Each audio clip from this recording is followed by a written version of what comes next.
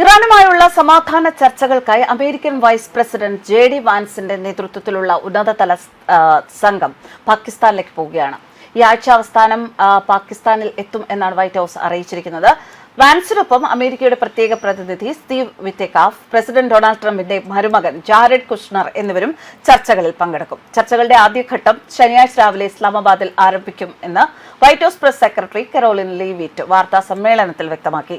Vice president ജെ.ഡി. Vans, പ്രത്യേക പ്രതിനിധി Steve വിറ്റെക്കോഫ്, Jared Kushner എന്നിവരടങ്ങുന്ന സംഘത്തെ ഈ വാരാന്ത്യത്തിൽ ഇസ്ലാമാബാദിലേക്ക് അയക്കുകയാണ്. ഈ കൂടിക്കാഴ്ചകളെ ഞങ്ങൾ ഏറെ പ്രതീക്ഷയോടെയാണ് കാണുന്നത്.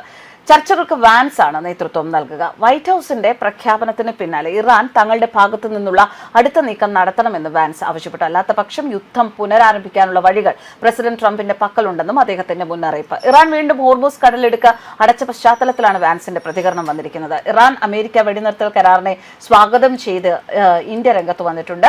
സംഘർഷം ലഘൂകരിക്കാനും ചർച്ചകളിലൂടെ ശാശ്വത പരിഹാരം കണ്ടെത്താനും ഈ നീക്കം സഹായിക്കുമെന്ന് വിദേശകാര്യ മന്ത്രാലയം കഴിഞ്ഞ ദിവസം പുറത്തിറക്കിയ പ്രസ്താവനയിൽ പറഞ്ഞു. വെടിനിർത്തൽ പ്രഖ്യാപനത്തെ ഞങ്ങൾ സ്വാഗതം ചെയ്യുന്നു. ഇത് പശ്ചിമേഷ്യയിൽ നീണ്ടു നിൽക്കുന്ന സമാധാനത്തിലേക്ക് നയിക്കും എന്ന് ഞങ്ങൾ പ്രത്യാശിക്കുന്നു. യുദ്ധം ആഗോള ഊർജ്ജ വിതരണ ശൃംഖലയും വ്യാപാരത്തെയും വളരെ ദോഷകരമായി ബാധിച്ചു. ഹോർമൂസ് കടലിടുക്കിലൂടെയുള്ള സുരക്ഷിതമായ കപ്പൽ ഗതാഗതം പുനഃസ്ഥാപിക്കപ്പെടുമെന്ന് പ്രതീക്ഷിക്കുന്നതായും ഇന്ത്യ പറഞ്ഞു. വെള്ളിയാഴ്ച ഇസ്ലാമാബാദിൽ വെച്ച് ഇറാനും അമേരിക്കയും തമ്മിലുള്ള നിർണായക ചർച്ചകൾ ആരംഭിക്കുമ്പോൾ പാകിസ്ഥാന്റെ മധ്യസ്ഥതയിലാണ് ചർച്ചകൾ നടക്കുന്നത്.